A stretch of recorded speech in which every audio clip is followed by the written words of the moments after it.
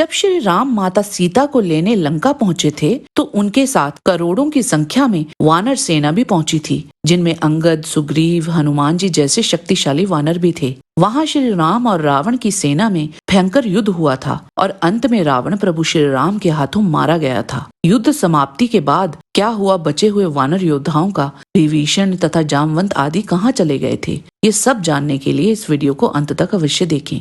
ओम Ganpati channel में आपका स्वागत है। अगर आपको हमारे वीडियो पसंद आते हैं तो कृपया चैनल को सब्सक्राइब और वीडियो को लाइक अवश्य करें। इससे हमें और भी अच्छा कार्य करने की प्रेरणा मिलती है। अंगद। रामायण में अंगद की महत्वपूर्ण भूमिका रही है। अंगद राजा बाली और तारा के बेटे और सुग्रीव के भतीजे थे। बाली की मृत्यु के उपरांत अंगद सुग्रीव तथा अन्य प्रभावशाली वानरों के संरक्षण में रहे और उन्होंने ही अंगद का मार्गदर्शन भी किया। युद्ध समाप्ति के उपरांत भी वह सुग्रीव के साथ ही रहे और जब सुग्रीव को प्रभु श्री राम के पृथ्वी त्यागने के निर्णय की सूचना मिली थी तो उस समय सुग्रीव ने किष्किंधा राज्य का सारा भार अंगद को सौंप दिया था। नल और नील ये दोनों महान वानर भी अंगद के साथ किष्किंधा में ही रहे थे और संभवतः अपनी आयु पूर्ण होने तक वहीं निवास किया था। सुग्रीव। किष्किंधा का राजा अंगद को बनाकर सुग्रीव तुरंत ही वहां पहुंचे जहां श्री राम थे। वहां वे प्रभु श्री राम से बोले, हे नरनाथ, मैं अंगद को राज्य का भार देकर आपके पीछे पीछे चलने का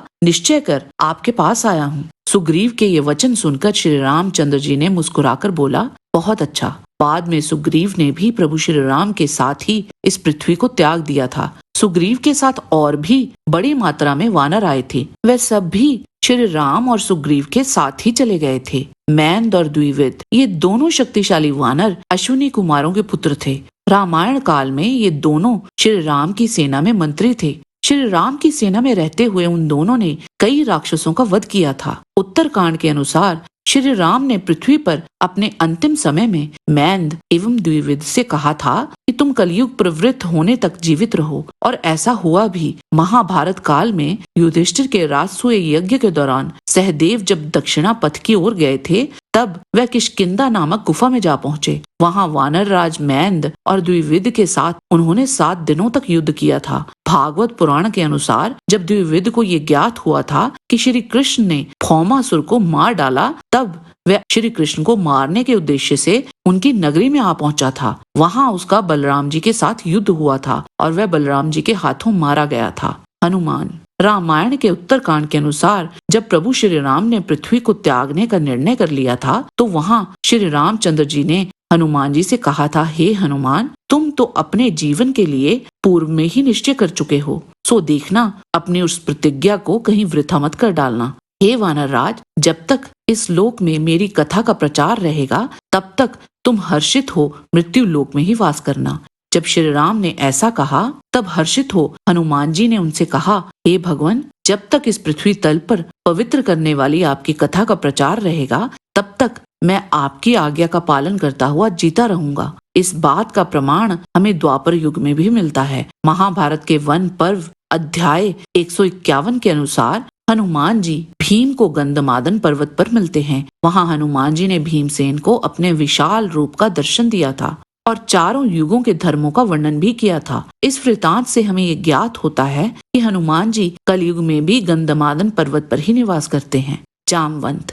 वे न केवल रामायण काल बल्कि वे सतयुग और द्वापर युग में भी मौजूद थे। इनका वर्णन हमें रामायण काल के बाद महाभारत युग में भी मिलता है। भागवत पुराण के अनुसार जब श्री कृष्ण पर सयमंतक मणि चुराने का आरोप लगा था तो उस आरोप को मिटाने के लिए श्री कृष्ण उस मणि की खोज में निकले। वह मणि तब तक जामवंत तक पहुंच चुकी थी, जो उस समय एक गुफा में रहता था। वहां श्री कृष्ण का जामवंत के साथ कई दिनों तक युद्ध हुआ था। अंततः जामवंत को समझ आया कि श्री कृष्ण श्री राम के ही पुनर्जन्म हैं। वहां जामवंत ने वह मणि तो लौटाई ही, उसके साथ ही अपनी कन्या जामवती का विवाह भी श्री कृष्ण से करवाया था।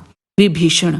पृथ्वी छोड़ने से पहले श्री राम विभीषण से मिले थे और उनसे बोले, जब तक प्रजा रहे तब तक तुम लंकापुरी में राज्य करते रहना। जब तक चंद्र सूर्य विद्यमान रहे, जब तक ये पृथ्वी मौजूद रहे, जब तक ये मेरी कथा लोक में प्रचलित रहे, तब तक तुम्हारा राज्य स्थिर हो। हे मित्र, मैं मित्र भाव से तुमको ये आज्ञा देता हूँ, अतः तुम्हें मेरी आज्ञा माननी चाहिए। तुम धर्म पूर्वक प्रजा का पालन करो। मेरे कथन के बाद तुम मुझे कुछ भी उत्तर ना देना। हे राक्षस राज, मैं तुमसे और भी कुछ कहना चाहता हूँ, उसे सुनो। इस इक्ष्वाकु कुल के इष्ट देव जगन्नाथ हैं, सो तुम इनकी आराधना करते रहना, क्योंकि ये इंद्र आदि देवताओं के भी पूज्य और सदा आराध्य हैं। ये सुनकर विभीषण ने श्री रामचंद्र जी की इस आज्ञा को सदा याद रखा। महाभारत के सभा पर्व के अनुसार विभीषण महाभारत काल में भी उपस्थित थे। युधिष्ठिर के राजसूय यज्ञ के दौरान सहदेव विभीषण से मिले थे और वहां कर स्वरूप विभीषण ने कई उपहार सहदेव को दिए भी थे।